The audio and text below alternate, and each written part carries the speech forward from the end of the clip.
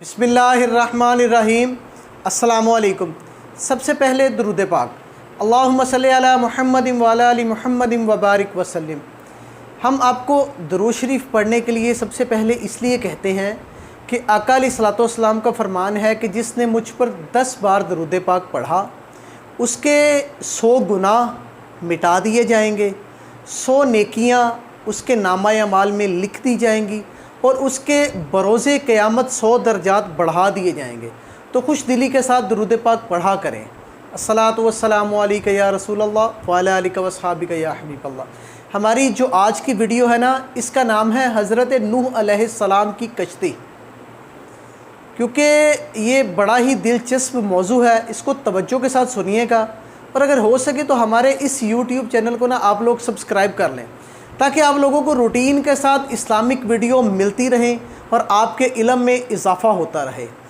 हज़रत नूह अलैहिस्सलाम 950 बरस तक अपनी कौम को अल्लाह पाक का पैगाम सुनाते रहे, मगर इनकी बदनसीब कौम ईमान नहीं लाई, बल्कि तरह तरह की आपको अज़ियत ही देती रही और आपको ज़लील करने का कोई भी मौका हाथ से ना जाने देती और हर किस्म की तकलीफ़ आप बर्दाश्त भी करते रहे।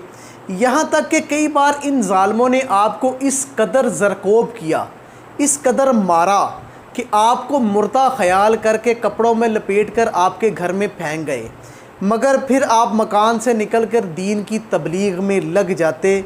इस तरह बार बार आपका गला घूंटा जाता, गले को दबाया जाता, इतना दबाया जाता कि आपका सांस बंद हो जाता और आप बेहोश हो जाते। मगर इन तकलीफ़ों और मुसीबतों पर भी आप यही दुआ फरमाते कि ऐ मेरे परवरदिगार, तू मेरी कौम को बख्श दे और हिदायत नसीब फरमा, क्योंकि ये मुझको नहीं जानते। और कौम का हाल ये था कि इनका जो हर बूढ़ा था ना, मरने से पहले अपनी औलाद को, अपने बच्चों को वसीयत करके जाता कि नूह अलैहिस्सलाम बहुत पुराने पागल हैं, इसलिए कोई भी इनकी बातों को ना सुने और ना इनकी बातों पर ध्यान दे। यहाँ तक कि एक दिन मूसा अलैहिस्सलाम पर वही नाज़िल हुई,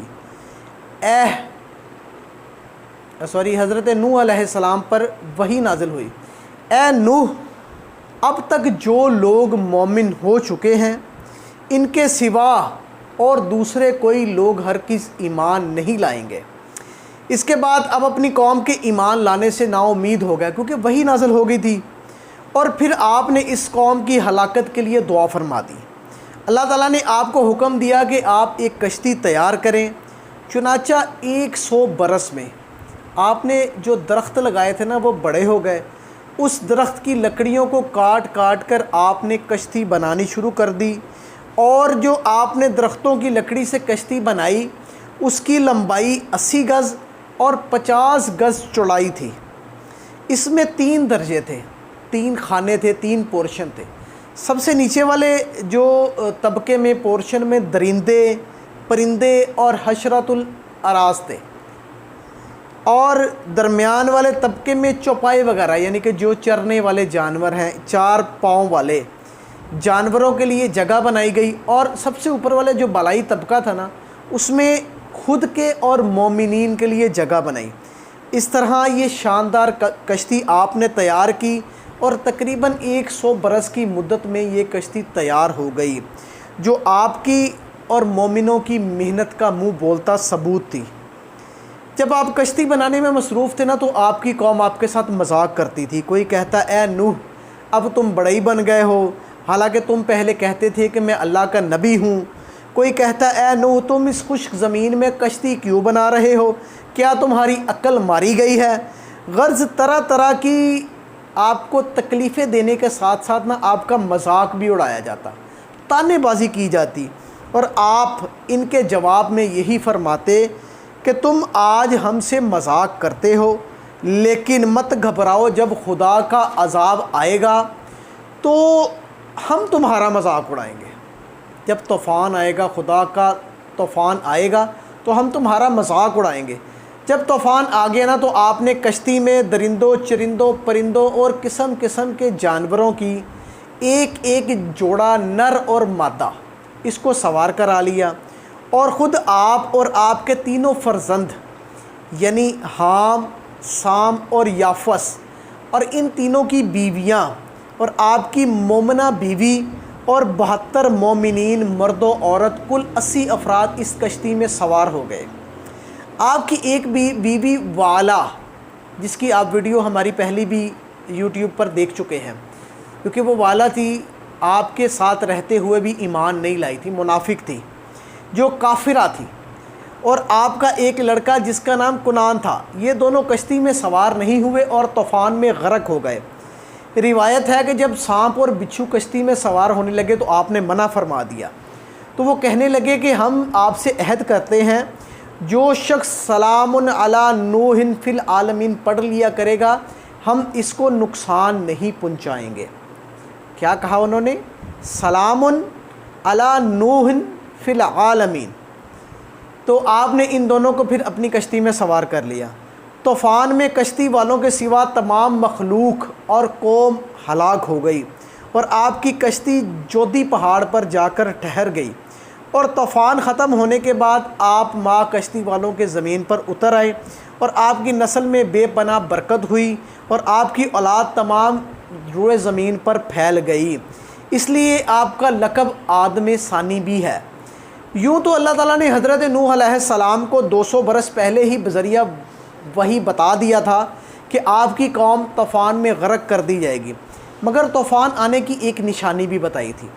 وہ نشانی یہ تھی کہ آپ کے تندور، جو گھر میں تندور لگا ہوتا ہے نا، تندور میں سے پانی نکلنا شروع ہو جائے گا ابل کے۔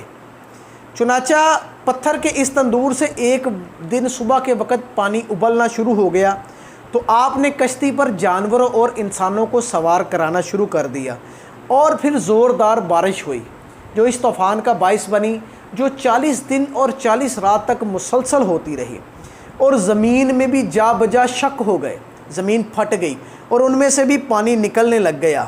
اس طرح بارش اور زمین کے پانیوں سے ایسا طوفان آیا کہ 40 گز اونچے پہاڑ اور چونٹیاں اس میں ڈوب گئی، یعنی کہ 40 گز اونچے پہاڑ وہ بھی ڈوب گئے۔